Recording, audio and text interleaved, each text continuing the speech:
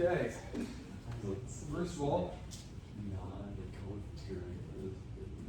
from your discussion board this past weekend, I gleaned that most of you have a fair idea of what specifically you're going to be writing about in your term paper.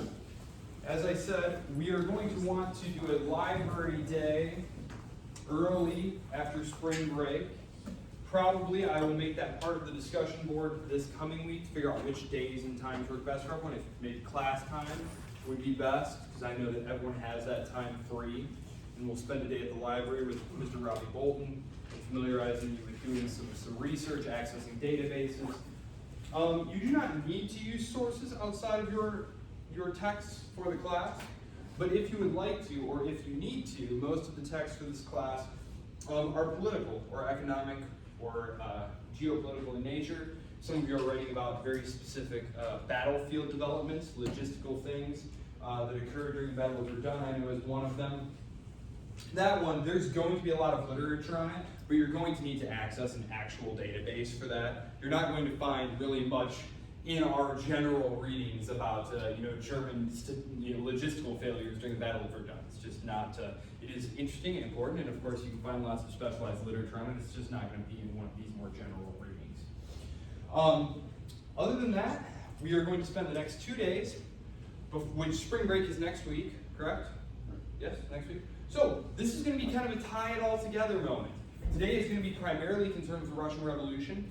Next time on Wednesday is also going to be concerned with the Russian Revolution, but because of the way that the Russian Revolution ties into the Civil War in Russia and in Eastern Europe, it's going to tie nicely together into that lecture that we did about Eastern Europe and Central Europe in the aftermath of World War I. You remember we had that graphic with all the different revolutions and civil wars that are going on. That's actually all, and I told you we were going to come back to that after we went back, because of course, now we have to go back to 1917. We were in 1919, 1920. We had moved past Versailles and all those different treaties we had talked about. We had talked about the Greco-Turkish War, all kinds of different things like that. Now we're going to jump back to when Tsar Nicholas is still in power. World War I is still going on, so I want you all to kind of reset your brains. World War I is still going on. World War I is still going on. The United States is not in there. I'm going to give just a little bit of background here. Russia. Now, when we spoke about the long 19th century, you'll remember that Russia played only the most peripheral of roles there. Mostly, they were mentioned in terms of their part in putting down the revolutions of 1848, specifically the Hungarian revolt against the Austrians. And then in the Crimean War thereafter, which that was a very shocking and rude moment for the Russians, because number one, they assumed that the Austrians would help them. They had just, after all, helped save their monarchy. And instead, the Austrians take the opportunity of Russia being bogged down in the Crimea to kind of move further into the Balkans, right? And eventually, they're going to become the prime contender for influence in the Balkans with the Russians, which of course is going to play a huge part in the run up to World War I. And so that kind of rubs the Russians the wrong way, number one. Number two, the Crimean War reveals Russia to be kind of a sand-footed giant, right? It's got very little industrial capacity. It's going to have a great deal of difficulty provisioning its forces. There's going to be a series of reforms that follow the Crimean War, probably the most important of which was the liberation of the Serbs. Political liberalization is not going to happen. In Western and Central Europe, what we saw was this merging between sort of the liberal political revolutionaries, the landed, the commercial elite, the banking class, the wealthy, who wanted political rights for themselves. That upper middle class, they wanted political rights. They had wealth, they wanted to be part of the running of the state. And so the old conservative order is going to be married with them against the social revolutionaries, right? We took a close look at this in France, right, as kind of our archetypal, sort of our representative example of this, right? You had the party of order versus the party of action, and the political revolutionaries sweep to power, create a republic, but but they can't hold off the forces of social revolution on their own. The conservatives are going to come in and sweep them up, and Napoleon is going to be placed in power. And it's going to be a very bourgeois empire. It's going to be based on commerce and capitalism and imperialism. And in the case of Russia, that's not going to happen. The Tsar is not going to grant any kind of political representation until he absolutely has to. And this is in 1905. So in 1905, there's going to be a revolution in the aftermath of the loss during the Russo-Japanese War, which we had talked about in the run-up to World War I. Remember, this was an event that really shocked the British. This was really a rude shock. It was kind of a rude shock to the Russians, of course, because they did just lose this war. But it was also a huge shock to the British, who thought that they could just kind of sit back and reap the benefits of empire and the continent, the balance of power is fine because Germany is, oh bless you, because the Germans are the most powerful single state, but France and Russia have them in a pincer, and it's all totally under control here, right? The Russians get crushed by the Japanese, and this sets off alarm bells in Great Britain, who they've already had kind of a naval race going on with the Germans. This is going to accelerate in the years prior to World War I. It's still in its early phases here in 1904, 1905. But Russia is totally immobilized by this, and the revolution of 1905. The Tsar is going to be able to prevent things completely spilling over and leaving him and his family being overthrown by granting concessions. Basically a parliament, a representative body. Sure, I'm going to bring that upper middle class, commercial class, the industrialists, I'm going to bring you in. You're going to have a say in government now. And there's a minister by the name of Stolypin, who we really, if this were a class about Russia and the Russian Revolution, I would totally talk more about Stolypin. Because Stolypin is kind of a visionary in terms of, he understands what needs to happen to Russia in order for it to become a modern great power. But he's going to be fighting against, he kind of reminds me of Turgot way back from the French Revolutionary days. He sees what needs to happen, but he's fighting against all of these entrenched interests. And he's got a leader who's just not strong enough to just back him up and say, no, this is what we're going to do. He's also not flexible enough to do what Stolypin wants him to do, because Stolypin actually wants to let the Duma have a say in government, because this is going to help stabilize the situation. And it's probably going to lead to some more efficient governments. However, the Tsar is totally unwilling to allow this to happen. He believes in maintaining autocracy, his rule, orthodoxy, the power of the Orthodox Church, and then that he is the great father of all the Russians, of Russian nationalism. He's not about to start granting some degree of autonomy to the many nationalities that make up the actual Russian Empire. We talk about this in the context of the Austrian Empire. The Austrians were encouraging the Slovenes and the Croats to have cultural autonomy and to kind of use that as an expression of their identity rather than clamoring for political rights. Whereas you had the Hungarians who were kind of ruthlessly Magyarizing, who wanted to turn everyone into a Hungarian. So one of the things that you're going to see here is that, so World War I. I'm just going to lead us up to World War I, because really we're interested in the Russian Revolution. We're not actually really interested in the Tsars. Your paper, right, of the Tsars, right? When you present your paper, you're going to learn a lot about the Tsars here, I know. Okay, but we're really interested in the Russian Revolution. So what you need to know really is that Russia is rearming, right, is industrializing, it's very slow, and early industrialization tended to be actually very, very hard on the urban working class. Eventually, capitalism and industrialization would lead to a higher standard of living, but if you read how many of you have read Dickens novels? You read Dickens novels? Okay. So those are obviously taking place in the 1840s, 50s, and 60s, but that's because England was far ahead of everyone else in terms of their industrialization. But that was what it was to be part of the industrial working class in early capitalist society. It was pretty rough, pretty brutal, right? And so things are always going to be a little bit explosive, and especially if the food runs out, or the food prices go up, you're going to have social revolution on your hands in no time. This is essentially what's going to start happening here during World War I. You talk about bad logistics, you talk about lots of death, we mentioned the sort of ineptitude of the Russian war machine in the context of our lectures on World War I. So I'm going to jump ahead.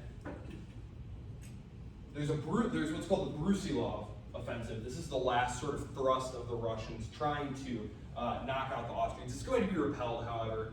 There's going to be a series of failed offensives after that.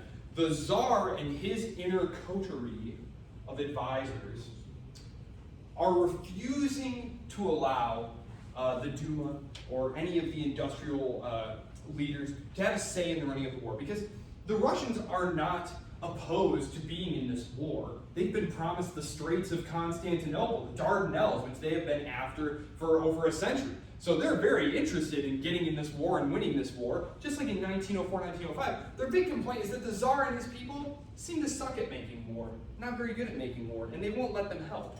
So what they do is the Duma declare a provisional government. The first step in any revolution, right? First thing you do is you all declare a provisional government, right? We're going to sort out what we do next. So the Tsar is essentially replaced by a bunch of small L liberals and small C conservatives who want to work together, the commercial and industrial class, who want to work together to create a better government to go win this war, right? So the Tsar is going to be forced to abdicate. The government is going to be headed by a guy by the name of Alexander Kerensky. Kerensky was your prototypical political revolutionary. He's a lawyer, right? Of course, a lawyer. Who wrote the American Constitution? A bunch of lawyers, right? The original French revolutionaries, a bunch of bourgeois lawyer types. So, unfortunately, there's one group that's really not that thrilled to be in the war, and that would be the soldiers who are being killed in droves, right? There's a horrible quote. There's a British military attaché who's visiting his Russian counterpart, and he apologizes to he kind of said condolences for your horrible losses. Word has reached us in London that you're suffering these incredible losses in men and these human wave attacks against the Germans on the Eastern Front. And the Russian general said, you don't need to apologize. Men are the only thing we have in abundance. So they're just throwing them into this horrifying meat grinder. Right? And just because there's a new government now who wants to fight the war more effectively, it's not like, oh, well, now we're just going to fight the war more effectively, right? It's not like all of a sudden there's tons of more rolling stock and tons of more rifles and all that stuff. No. And one of the things that we're going to see that's going to really set the Bolsheviks apart, and not even the Bolsheviks, but really Lenin, because Lenin is going to have to fight people in his own party.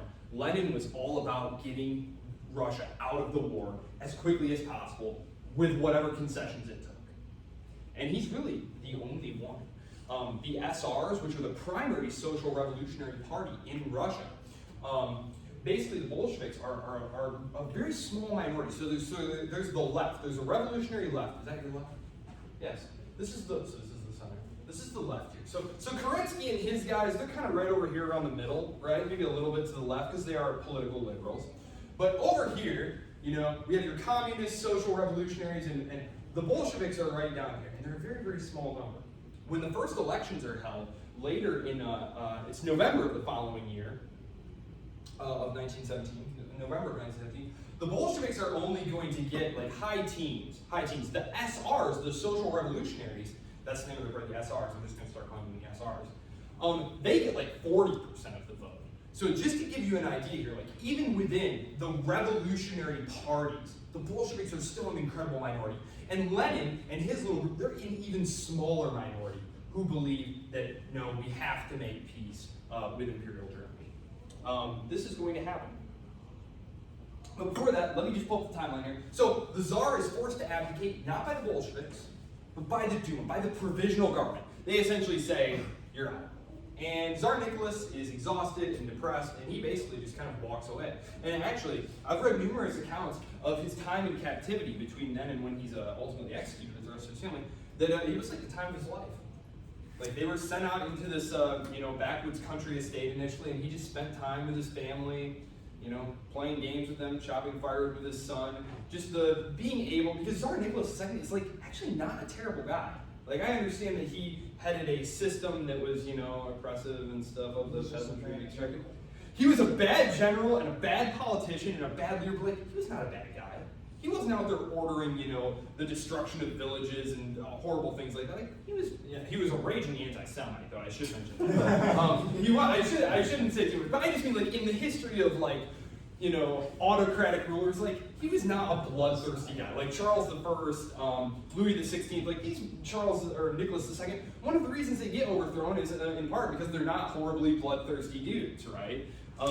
So I made a timeline here. Okay, so we're gonna kind of go over this together here.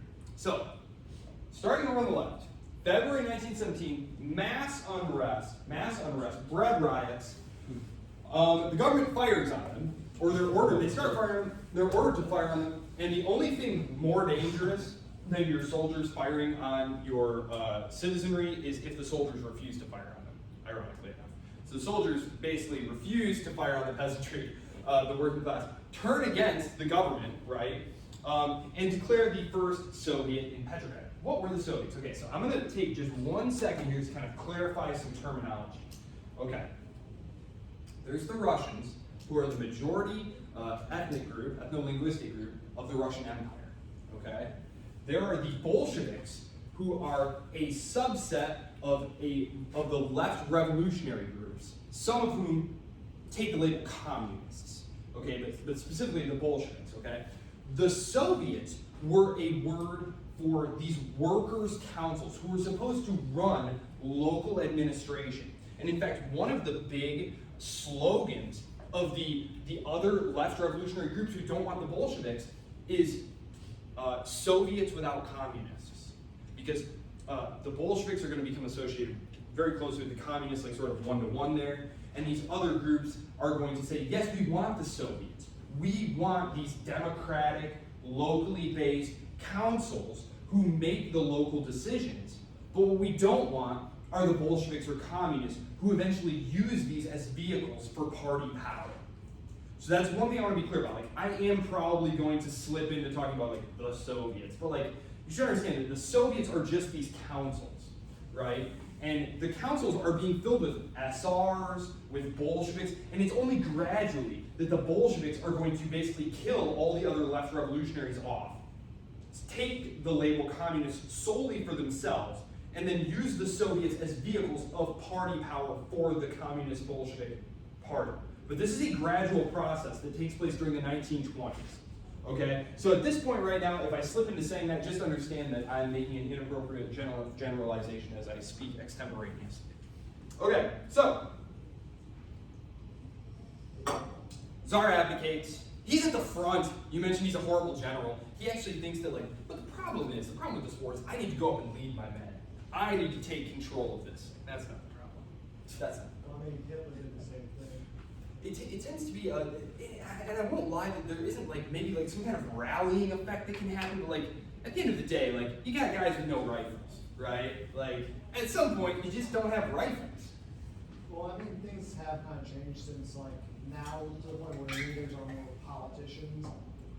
Like back when it did have a quote unquote rallying effect, what was like one major example Julius Caesar. The whole thing is Julius Caesar his whole life was a soldier. He had lived his whole life as a warrior. I don't know, dude. Joe Biden told me to go die in a rice field. But the whole thing is Joe Biden wouldn't go out there and be effective. It was a joke. Yeah. Basically the whole thing is people see all the leadership has this effect, therefore I must be good at it. He does view it as part of his role. Yeah, but the whole thing is, he's simply, it's like the president can be a commander, is commander in chief, but unless he's actually like someone who's gone through from the base and been in combat. In terms of combat, he shouldn't be a field commander. A curious development in American politics. We have not had a general as a president since Eisenhower. But that was fairly, I mean, I won't say like regular, but we had, 5, 6, 7 generals as presidents. Interesting.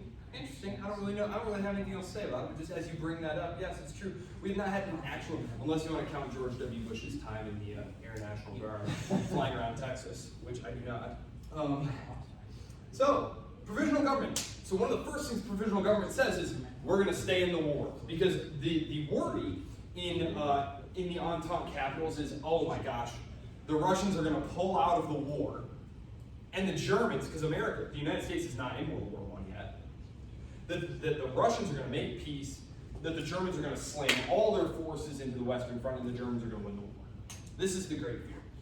And so they lobbied the Entente lobbied the new provisional government very hard, and they didn't have to lobby too hard. Because again, the provisional government wanted to stay in the war, they wanted to win the war, they wanted to get all the things that had been promised to Russia at the start of the war, right? This is actually going to be kind of critical because they stay in the war all through the summer. Like this, honestly, it buys just a little bit of time. Like the Germans aren't able to send all those massive troops across until basically America, because remember the United States is going to declare war in the spring of 1917. So the provisional government's decision to stay in the war those extra 8 or 9 months, who knows, maybe World War I is very different. It does cost the provisional government dearly, because, let's see, June offensive. This is their big attempt to help win the war. It's a total disaster. We don't need to go into it. But again, the Russian army is just not built to win an industrial war. So the fact that you have new leadership, it just doesn't change any of the material, logistical facts on the ground, right? Following this, there's going to be something really critical. If you see here, it is the, I know I have a ton of stuff on here, the Kornilov affair. So, this is critical. Okay, so the Bolsheviks are still kind of like the wild men in the wings, right? They have no power within the government, right? The only revolutionary groups, truly left-wing revolutionary groups who have any kind of power in the government are the SRs. Because the SRs, and maybe I should make a point about this, the SRs were a social revolutionary group of the peasantry. They had spent decades going out and preaching to the peasantry, saying, we're going to redistribute land. The local peasant commune is going to be the basis for society. That Russia is a farming peasant country. The country is going to be run for your benefit. It's going to be run locally. So that's the SR platform. The Bolsheviks are a true Marxist party of the industrial proletariat. They're a party of the city, right? But Russia is overwhelmingly agricultural, right? So there's not very big industrial working class in Russia for the Bolsheviks to appeal to, right? And so the real power, and this is actually going to be critical, because the SRs are going to get in bed with the Bolsheviks. And it's really the SRs who are going to lend the Bolsheviks that initial support and credibility. Because the Bolsheviks are, you go out into the countryside, who are the Bolsheviks? What is a Bolshevik? I've never even heard of this thing, right? The Kornilov affair. Okay, so the Soviets, yes, I will say this about the Soviets. So there's sort of a dual power going on. There's the provisional government with Kerensky and all the liberals and industrialists and stuff. Then there are also these workers and peasant councils that have sprung. Now, the goal of these initially is to use these to put pressure on the provisional government to listen to what the people want. So think of the Soviets as like the voice of the people, where then the representatives from the Soviet go to the provisional government and present their demands. Okay? So they're getting very boisterous in the industrial cities, where the radicals, the truly radical like Bolsheviks, have some degree of power. Kornilov is a Russian general who is an old white. He's a czarist officer. Because of course, even though you've toppled the czar, who knows how to fight and win battles? It's your old officer corps, right? There's not yet been that great mass exodus. Like, you still have a lot of quote-unquote whites. I'm just going to start calling them whites. Remember, we had the reds and the whites. So the whites, these are the czarist officers. He basically, Kornilov, believes that the provisional government is being too influenced by these radical Soviet councils, that basically social revolution is right around the door, right on the doorstep there, and that the provisional government is not strong enough to prevent it. And this is, let's call it a very muddled attempt at a coup. He's pondering a coup. Kornilov essentially starts bringing his soldiers to the capital. The provisional government freaks out. Again, it's very muddled, and like if you read different sources, it's not entirely clear. Did he intend to overthrow the provisional government? Was he just going to come in and like kill a bunch of social revolutionaries? It's not clear. Kerensky wasn't sure. Kerensky and the provisional government decide to arm the Soviets. They decide to arm the social revolutionaries to fight off the whites under Kornilov, who actually never even makes it there. The whole thing just kind of peters out, and they never even make it there. And so now the provisional government is faced with a bunch of armed workers' councils, and you can probably see where this is going, right? The provisional government is going to be overthrown in October. The provisional government receives information that, you remember I told you Lenin and his guys were not in Russia when the revolution in February happened. They were in Switzerland. And how did they get back to Russia? Who remembers? Who helped them? The Germans do. The Germans helped them. Well, the provisional government finds out about this because after the Kornilov affair, they start going into like paranoia mode, right? Like, people are out to get us. We need to start like, secret policing people, right? And so they start really digging into, the mail, everything that's going on. They uncover the fact that the Bolsheviks had been helped into the country by the Germans and were in fact still taking money from the German imperial government. So they issue arrest warrants for the Bolsheviks. Lenin actually goes out into hiding in the countryside. They're obviously not able to find him or arrest him or shoot him or anything like that. October 1917, the Bolsheviks overthrow the provisional government. They are going to allow the elections to continue. There's going to be elections for a constituent assembly the following month. And the Bolsheviks decide to allow it to go on. The provisional government had set this up. But here's an important note about the Bolsheviks. They do not believe in parliamentary government. They believe that that is the road to accommodation and absorption and control by the bourgeoisie. The SRs are okay with a constituent assembly meeting and like parliamentary actions taking place. The Bolsheviks are not. They see that as just kind of a song and dance behind which the capitalists make all the money and exploit it. So they allow this to go forward because they're worried that if they prevent the election from taking place, that will undermine their position. They of course lose the election terribly. The SRs win the majority of the seats. And there are right SRs and left SRs and stuff, but they're about to all be killed off over the next year and a half, 2 years, so we don't really need to worry too much about those distinctions. The SRs are going to win the majority of the seats. The Bolsheviks only win about, I think it was 17% of the vote. So the Constituent Assembly meets, they start going through the process, people are excited, then they leave. At about 3 in the morning, as they're debating some rules and provisions and stuff, some of the sailors from the original Kronstadt naval base, who are serving as sort of the shock troops of the Bolsheviks at this point, they essentially tell the speaker, we're tired and you all need to leave, and that's the last time they ever meet. The SRs basically make a backroom deal with the Bolsheviks that, okay, listen, social revolutionary goals will be easier to accomplish if it's just the real social revolutionaries like us making all the decisions. And the Bolsheviks make a huge compromise, and they issue here the decree on land.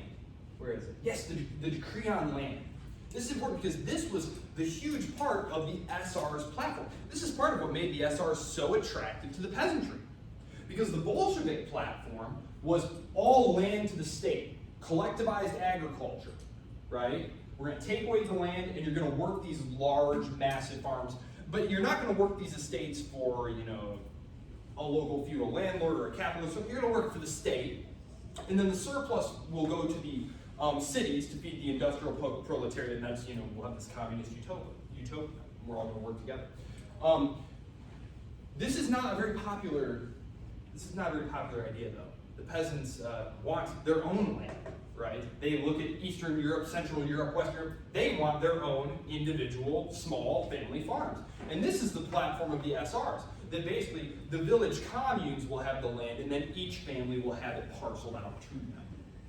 So the Bolsheviks just take the decree on land and say, that'll be our new policy. Now the SRs are kind of like rolling their eyes because they've spent 20 years in exile arguing with the Bolsheviks about this, and then Lenin just turns around and says, all right, we'll do it, because it's expedient. That's one thing about Lenin.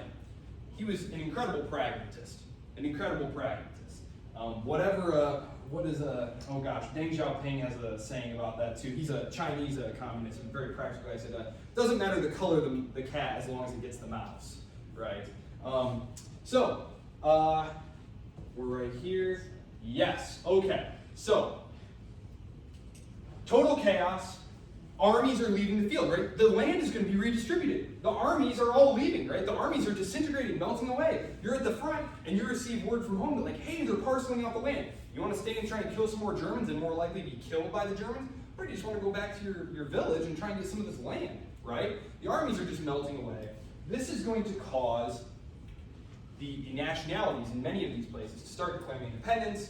Those civil wars that we talked about, basically internal fights over power and stuff, that's what's going to start happening here from December to February. You have all of these different constituent parts of the empire, if you will.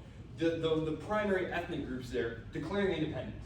You have Finland, Estonia, Latvia, Lithuania, Ukraine, Georgia, Armenia, Azerbaijan. These down here actually form their own little constituent, it's very short-lived sort of federation. And then, yes, Ukraine is going to be Ukraine is actually the most complicated of all of them because there's like 11 different armies in the field there, everyone fighting over it. Nestor Makhno being my personal favorite, the anarchist. Do not have time to go into that. Brest-Litovsk. So, they negotiate a way out of the war.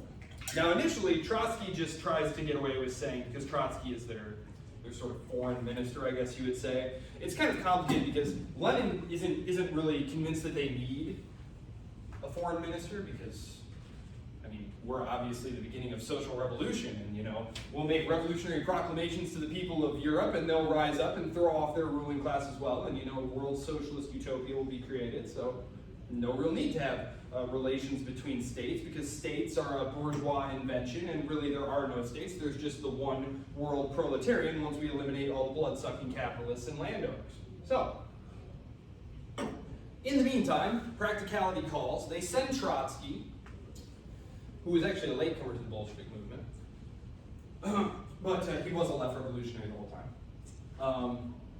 He goes and tries to just say, we're pulling out of the war, we don't want to fight anymore. They say, now we're going to need something on paper. We're going to need something on paper that says you give up this territory, this territory, this territory. Remember, Russia is going to shrink to a size that it has not been since the 17th century, right? It might have been the late 1500s it might have been actually.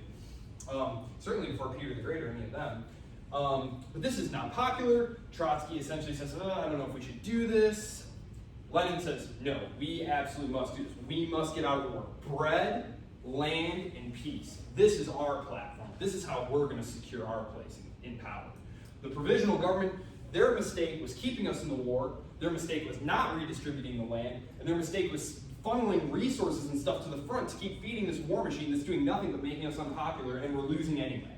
So, quite visionary on the part of Lenin. Of course, this is going to create a small problem, because the people who are not going to be thrilled that the Russian government is pulling out of the war are going to be the officer class, the really intense Russian nationalists, because again, this is a huge blow.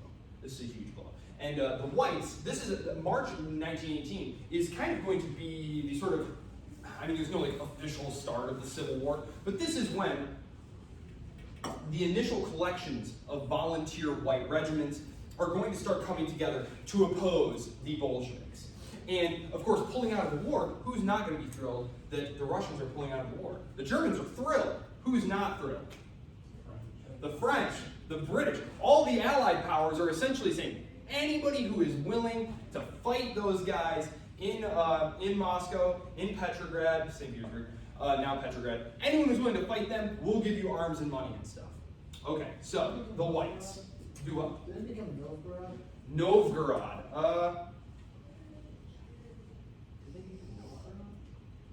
I'm not sure, I have to look. One interesting thing about the whites is there's no central command structure. One thing that you can say about the Bolsheviks is that they have one central apparatus, and they're actually going to refine and streamline this decision-making and coordinating apparatus to more effectively fight the war. The whites are never going to be on the same page. There is going to be forces in the south, headed by a fellow by the name of Denikin. Eventually, Pyotr Wrangel will take over there. Out in Siberia, which that's over here, if you guys are looking at it this way. Kolchak, will be in charge. And then in the northwest and in sort of the Baltic area, you're going to have Udenich. So you have all these different forces, none of whom are really going to be coordinating action. And I have right here, 1918. Well, yes, okay. So, actually, remember Kornilov, the guy who had led a sort of abortive, quasi-putsch against the government? He is actually the initial leader of the White Forces, and Denikin and Kolchak and others are all underneath his command, but he's actually killed very early in kind of a freak artillery incident. He's in a house and like a random shell hits it and blows and like blasts it, and that's it for him. The Red Army is going to be reorganized because at this point, there is no real Red Army. There's just a bunch of revolutionary volunteers and stuff. You have the sailors at the Kronstadt Naval Base who had been really important, and I don't have time to go into this, but there is going to be a rebellion by the sailors of the Kronstadt Naval Base. I will actually mention that when we get there, because that's a cool moment.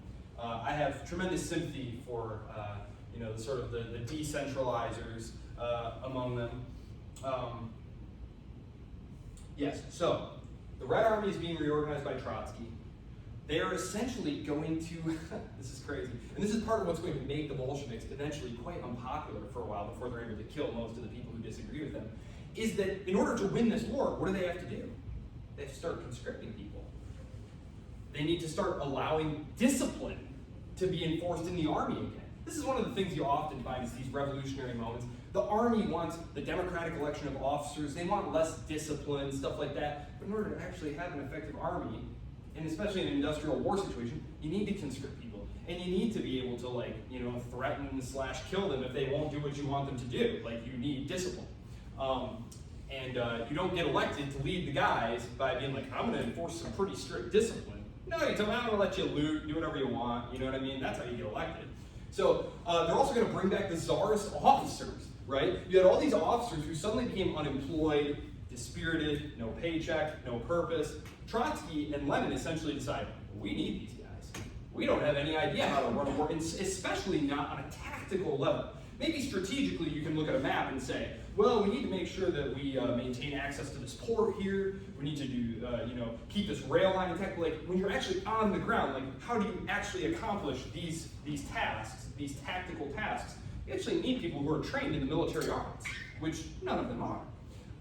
Trotsky does do certainly a very good job in sort of a grand strategic level and in terms of organizing, but in terms of the actual tactical on-the-ground stuff, they use the Tsarist officers, many of whom go on to have very long careers in the Soviet Union. The most impressive is Tukhachevsky, the Red Napoleon, architect of victory. He will eventually be killed by Stalin during the purges.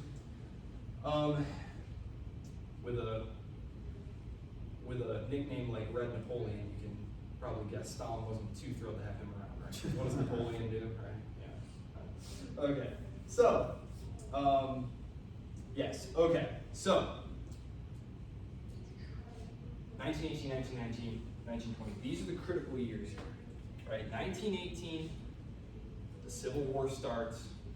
The Reds are very disorganized. And I'm going to talk about Reds and Whites inside of Russia here. When we get into Eastern Europe, which we talked about, it gets very complicated because there's lots of different sides there. But inside of Russia, really, there's the Reds and there are the Whites. And then there are the poor peasants who are stuck in between, who quickly realize that, we lose no matter what. They tend to kind of lean toward the Reds, because while both sides are coming into your village and taking everything that's not nailed down to feed the war, men, material, everything, right? At least on the side of the Reds, they're saying, look, we're doing this to make a better future, a different future, a utopian future.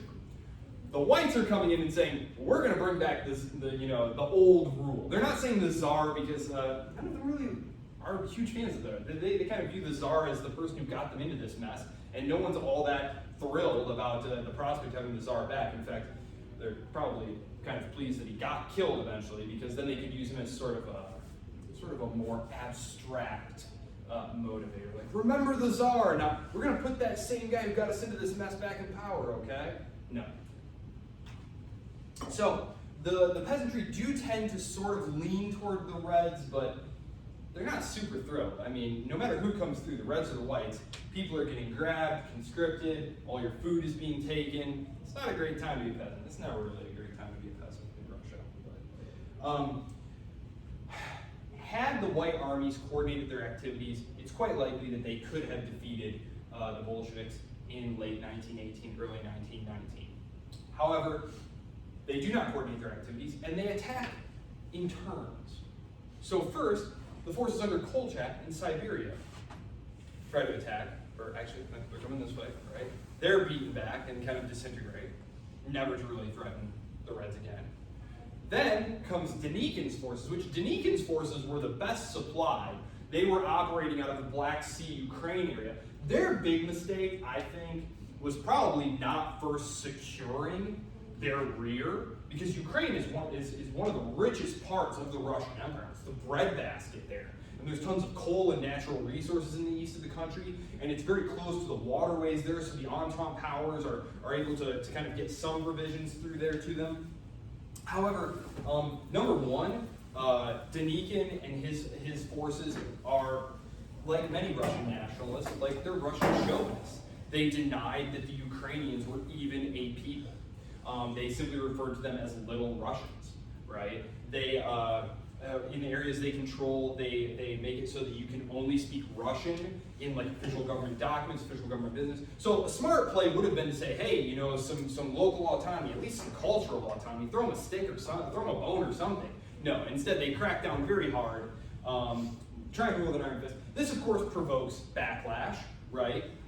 Guerrilla activity, sabotaging of supply trains and stuff like that. So the white forces of Denikin, who are trying to move up, or they're moving up this way, trying to attack the Reds in Moscow there, their supply lines are just getting completely destroyed. They hesitate, actually, because they're trying to coordinate their attack with Pilsudski, you remember him, from Poland? But Denikin will not guarantee the existence of an independent Poland. Pilsudski is essentially saying, look, we'll help you, but we want to know that when you're in charge of Russia and it's, you know, quote unquote, imperial Russia again, that Poland is not going to be on the menu, that you're not going to come, you know, try and attack us again. And Denikin is, you know, hesitates, waffles, doesn't want to make a commitment. So Pilsudski opens up negotiations with Lenin, who says, hey, I don't want anything to do with you. Don't want anything to do with you. You know, and that determination for the nationalities, you know, the Latvians, Lithuanians, Polish, you know. And so Denikin's forces then are just sitting ducks all alone. The Red cavalry sweep in. The Western Front, if you remember, there's no real cavalry battles. That's trench warfare, right? It's real modern warfare. On the Eastern Front, because of these real wide open spaces and stuff, you do get a lot of like old school like cavalry battles. If you're familiar with like what cavalry charges look like and that kind of warfare. Yeah. Well, not to mention you have the Cossacks. Oh yes. Oh gosh. Just split Yes. down the middle in Ukraine. Some fight for the Germans, some fight for the Russians, and that's what they did. Plus, it's the steppe. And they're super unpopular. They're super unpopular. Even the leadership of the White Army, because most of the Cossacks fight for the Whites, most of them do, and they are notorious among the White forces, who all of them again are pillaging and robbing and stuff like. The Cossacks are just notorious in the literature, and they can't be controlled really. Oh gosh. I must keep going. Okay, so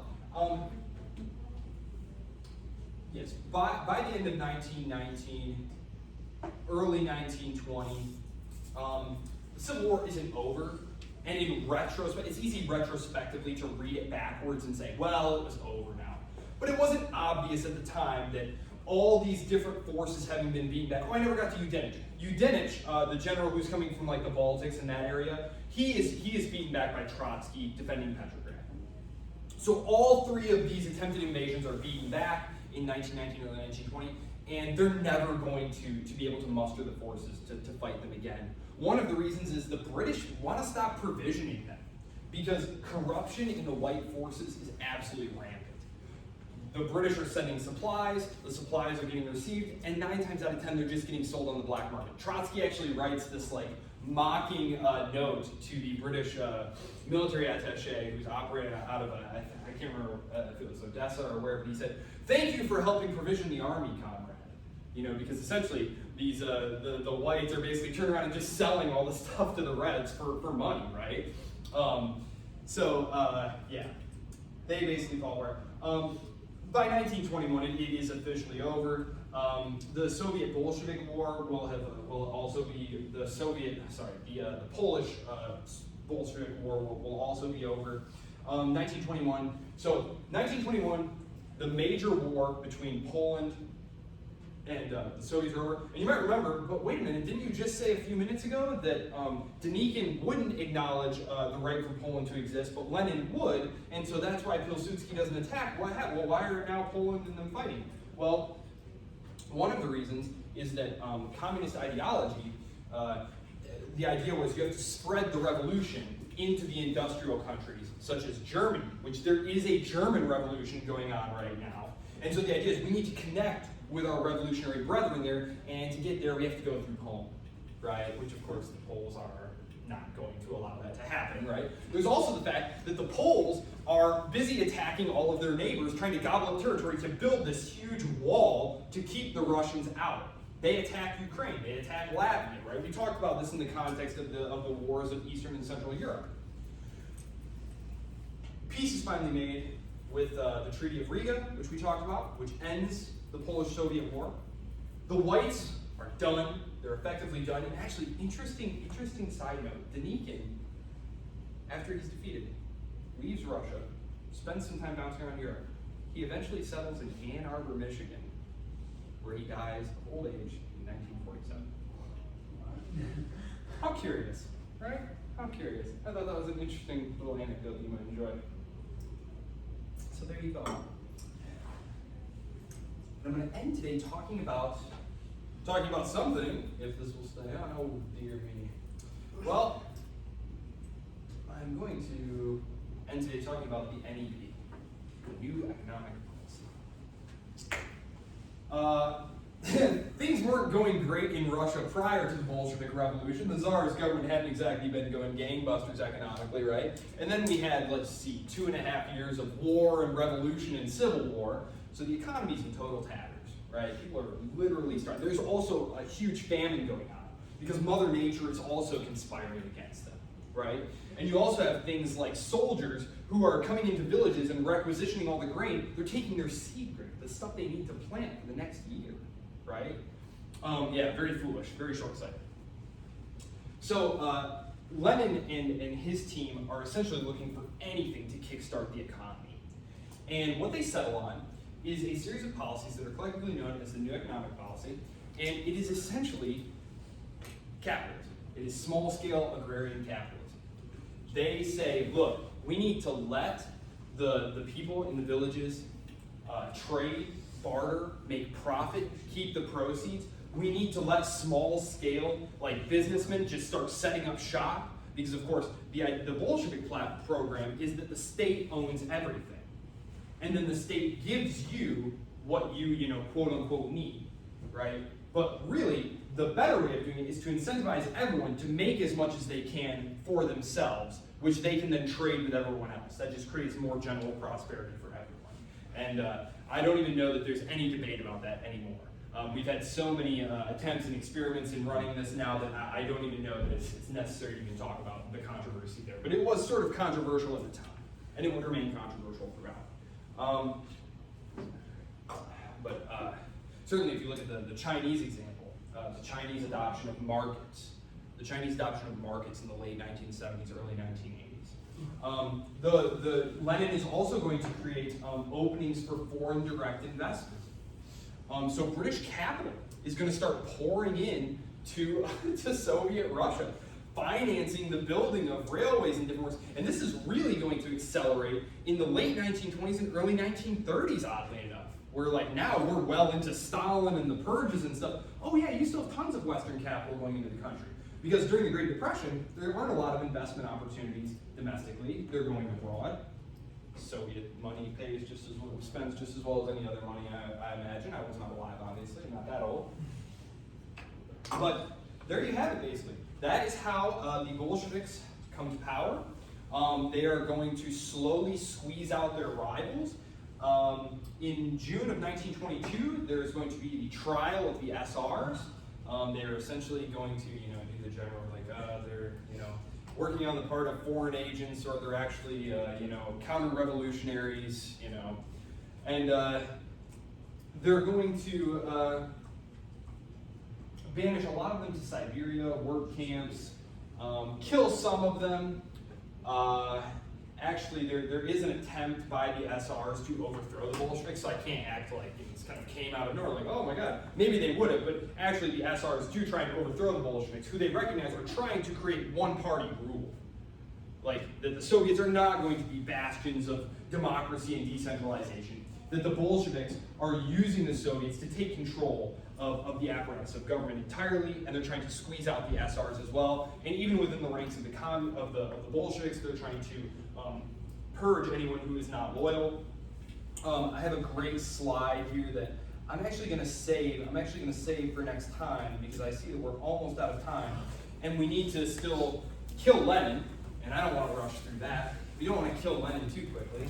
And we don't know, how does Joseph Stalin, some random mid-level party guy, wind up taking control of this entire thing? If you're familiar with bureaucratic infighting, though, Joseph Stalin was the master of bureaucratic infighting. Let me tell you something. Trotsky could have taken several pages out of his book. So, we talked about a lot today. Do we have questions, comments, points of concern?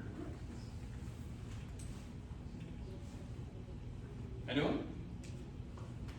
No? Very well then. On Wednesday, we will wrap up the Revolutionary Brief, because where I want to leave us, because we're going to go to spring break, and when we come back, we're going to jump back into Western Europe. And we're going to bring Western Europe through the 20s into the interwar period. So I'd like to just, because this all kind of leads together nicely, the revolution, the civil wars, Lenin, his death, Stalin, the Persian, that takes us into the 30s in the Soviet Union. And so I'd like to get us through that on Wednesday, then we'll go to spring break, and when we come back, we'll move Western Europe into the interwar period, and then it's on the road to World War II. Okay. All right, everyone. Thank you all for your time today. Enjoy the rest of your day.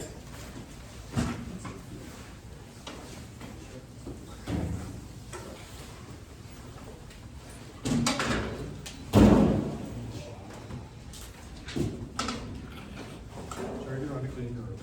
Have a good one. Thanks, you too. Yep. Very, very